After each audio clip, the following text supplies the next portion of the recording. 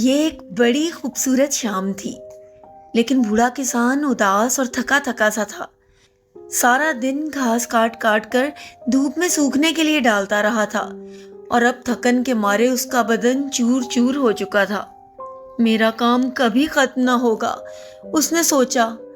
کل مجھے ساری گھاس کو اکٹھا کر کے گودام میں رکھنا ہے اور میں اس قدر تھک چکا ہوں۔ افسردگی کے عالم میں گھاس کاٹنے کا اوزار اس نے ایک طرف پھینکا اور گھر کی طرف چل دیا۔ بوڑھے کسان کی بیوی گھومنے والی کرسی پر بیٹھی مزے سے کھڑکی کے باہر کا نظارہ کر رہی تھی اور شاید ہلکے ہلکے گنگنا بھی رہی تھی۔ وہ اپنے شوہر کو دیکھ کر ہولے سے مسکرائی، لیکن بوڑھا کسان جواب میں مسکرانے کی بجائے تیوری چڑھا کر بولا، میرا جی چاہتا ہے کہ سارا دن کچھ نہ کروں، بس تمہاری طرح گھومنے والی کرسی پر بیٹھ کر باہر کا نظارہ کرتا رہوں۔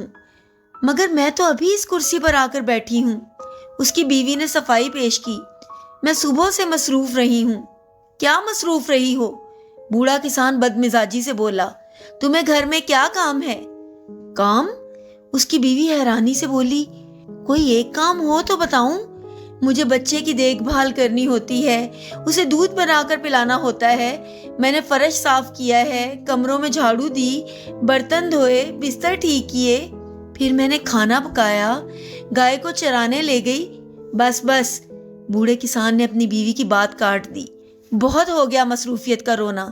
یہ سارے کام جو تم بتا رہی ہو گھر بیٹھے کرنے کے ہیں، ان میں کیا مشکل ہے؟ ذرا باہر نکل کر کھیت میں کام کرو تو آٹے دال کا بھاؤ معلوم ہو جائے گا۔ اچھا؟ اس کی بیوی چمک کر بولی، گھر کے کام آسان ہے تو ایک دن کر کے تو دکھاؤ ذرا۔ کیا تم سمجھتی ہو میں گھر کا کام نہیں کر سکتا؟ بوڑھا غصے میں چلایا۔ ہاتھ کنگن کو آرسی کیا ہے؟ کل ہی دیکھ لیتے ہیں، جب تم باہر جا کر گھاس کو اکٹھا کرو گی تو پتہ چلے گا کہ کام کسے کہتے ہیں۔ ٹھیک ہے، اس کی بیوی تیزی سے بولی اور باورچی خانے میں چلی گئی۔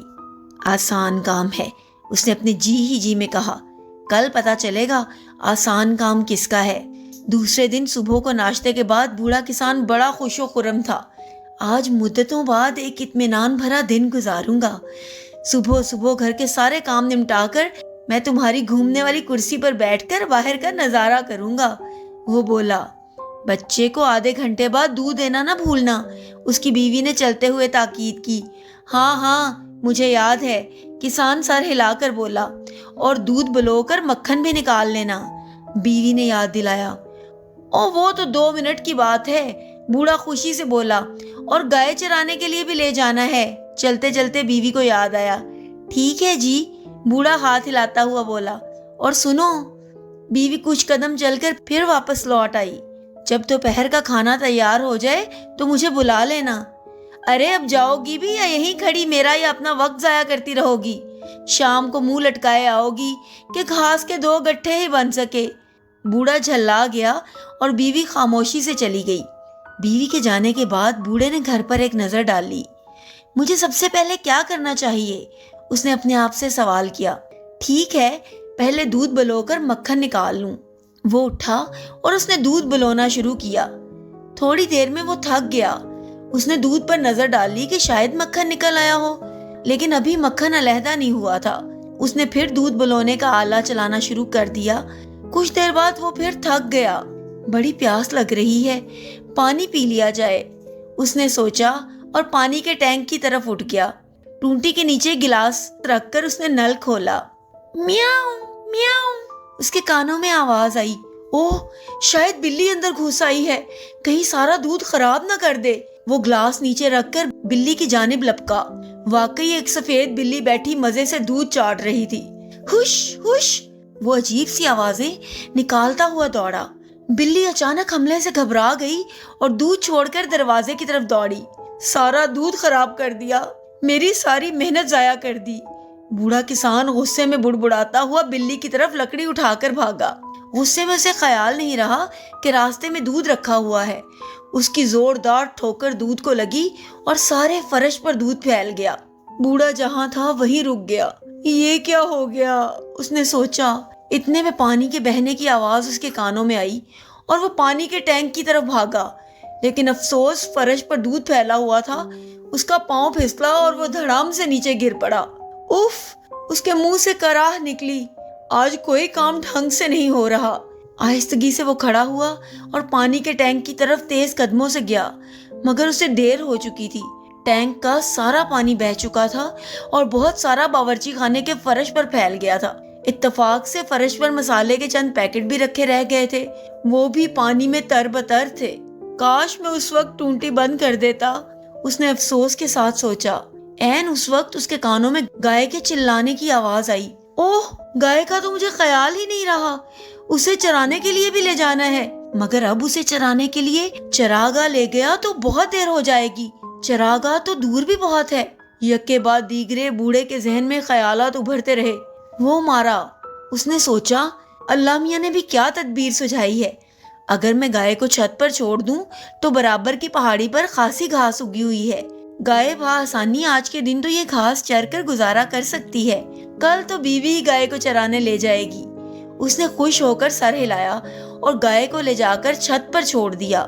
جب وہ اس کام سے فارغ ہوا تو یہ دیکھ کر اس کی حیرت کی کوئی انتہا نہ رہی کہ اب دوپہر کے کھانے کا وقت ہو چلا تھا۔ دوپہر کے کھانے کے لیے کیا پکانا ہے؟ اس نے گھبرا کر سوچا، اب تو بہت دیر ہو چکی ہے۔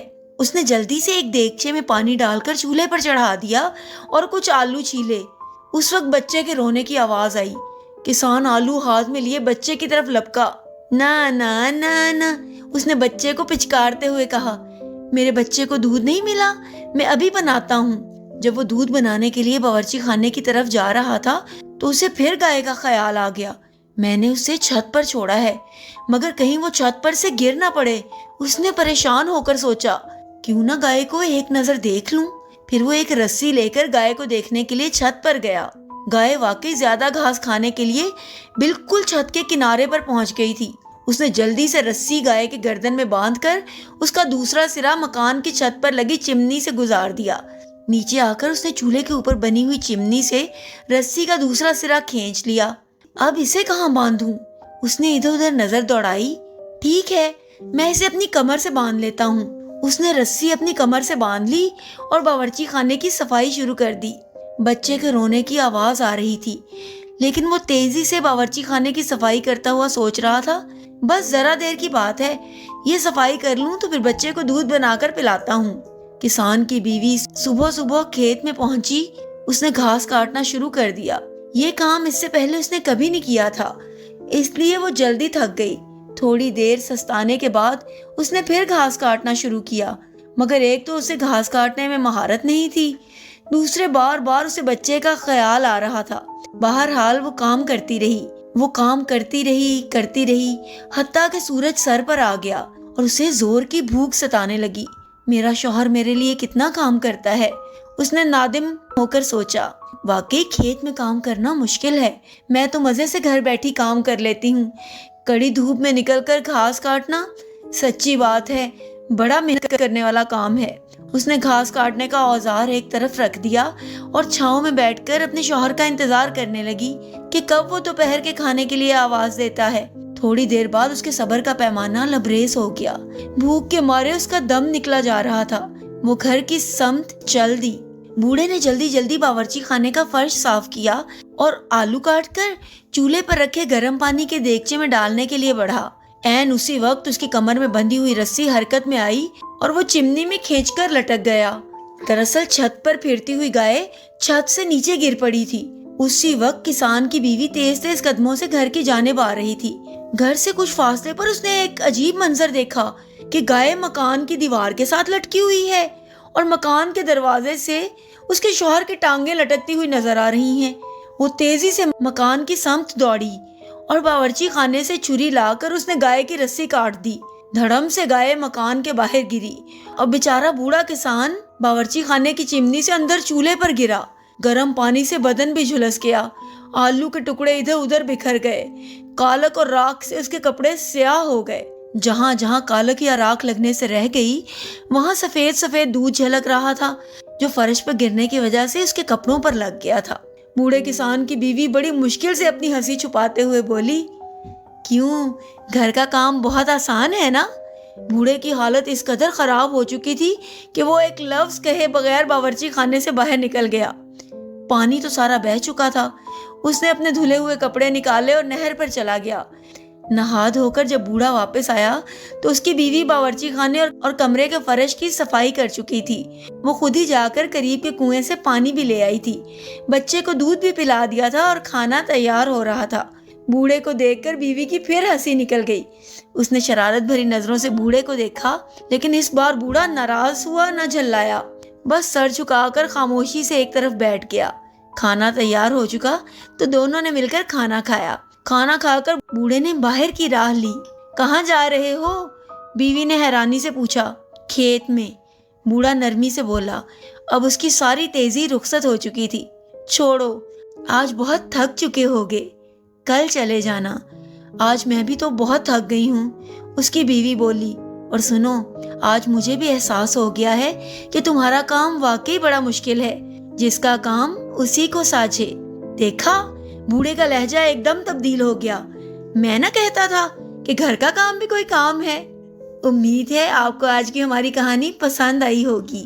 ایسے ہی دلچسپ کہانیاں سننے کے لیے پلیز ہمارے چینل کو سبسکرائب کیجیے۔ شکریہ۔